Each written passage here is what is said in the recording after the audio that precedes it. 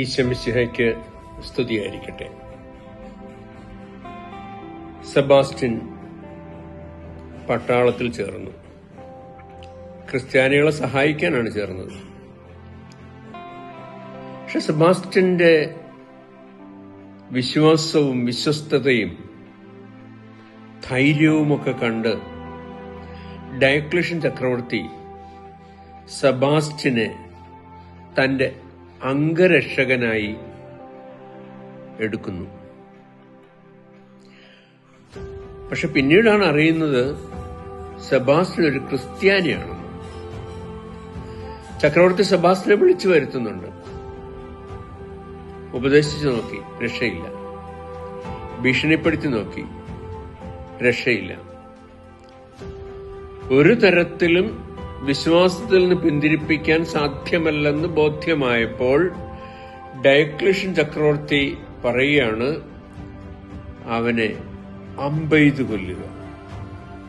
രാജകൽപ്പനയാണ്, അമ്പെയ്തു കൊല്ലുക. ഒരു മരത്തോട് ചേർത്ത് നിർത്തി ശരങ്ങളിങ്ങനെ സെബാസ്റ്റ്യന്റെ ദേഹത്തേക്ക് പായിക്കുകയാണ്. 152 അമ്പുകൾ സെബാസ്റ്റ്യന്റെ ദേഹത്ത് പതിച്ചു. മരിച്ചെന്ന് കരുതി ആ ശവം അവരുപേക്ഷിക്കുകയാണ്. പക്ഷെ ഐറിൻ എന്നൊരു വിധവയായ ഭക്തസ്ത്രീ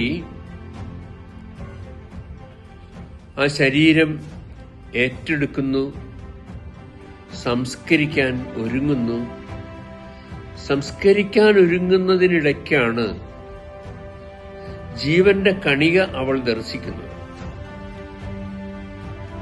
നന്നായി പരിചരിച്ച് സെബാസ്റ്റ്യനെ സൗഖ്യത്തിലേക്ക് തിരികെ കൊണ്ടുവരികയാണ്. ആരോഗ്യം വീണ്ടെടുത്ത സെബാസ്റ്റ്യൻ എവിടെയെങ്കിലും പോയി സുഖമായി ജീവിക്കാനുള്ള എല്ലാ സാധ്യതകളും ഉണ്ടായിരുന്നിട്ടും നേരെ ഡയക്ലഷ്യൻ ചക്രവർത്തിയുടെ മുന്നിലേക്ക് കടന്നു ചെന്നിട്ട് നെഞ്ചു വിരിച്ചു നിന്ന് പ്രഖ്യാപിക്കുകയാണ്, നിങ്ങൾ ഈ മതമർദ്ദനം നിർത്തണം, നിങ്ങൾ സ്നേഹത്തിന്റെ പാത പിന്തുടരണം എന്നൊരു വലിയ സുവിശേഷ പ്രഘോഷണം ഡയക്ലഷ്യൻ ചക്രവർത്തിയോട് നടത്തുകയാണ്. ചക്രവർത്തി കോപാക്രാന്തനായി.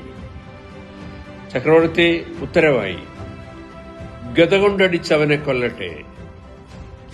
അങ്ങനെ രാജാവിന്റെ മുന്നിൽ വെച്ച് തന്നെ ഇരുമ്പ് ഗദ കൊണ്ടടിച്ച് സെബാസ്റ്റ്യനെ മൃതനാക്കി. ജീവന്റെ കണികകൾ മുഴുവനും ഇല്ലാതായി. ഇനി ഒരു ക്രിസ്ത്യാനിയും ഈ സെബാസ്റ്റ്യന്റെ ശരീരം ഇനി ഒരിക്കലും കാണാനിടയാകരുതെന്ന വിചാരത്തോടെ അഴുക്കുവെള്ളം കെട്ടിക്കിടക്കുന്നൊരു ചാലിലേക്ക് സെബാസ്റ്റ്യന്റെ ശരീരം എറിഞ്ഞുകളഞ്ഞു.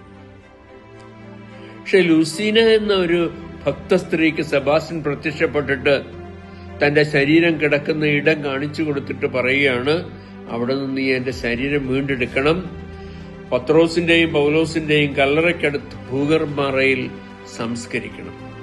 അപ്രകാരം സംസ്കരിക്കപ്പെടുകയും ചെയ്തു. ആമേൻ.